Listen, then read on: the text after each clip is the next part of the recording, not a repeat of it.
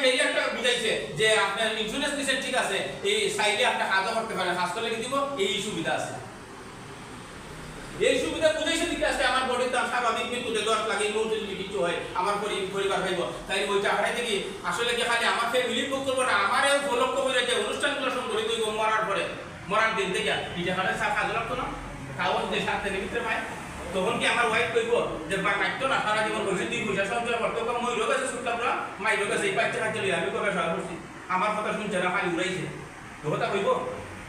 তাইলে এই পেশনারি লাইফের ডিউটি না, এই আমার লাগে যদি ডিউটি হয় তাহলে এই ডিউটিটা যদি আমি প্রচার করি, এটি যদি আমার পেশা হয়, দেখেন কাজ কিন্তু কয়েকজন আছে, ভালো কাজ আছে,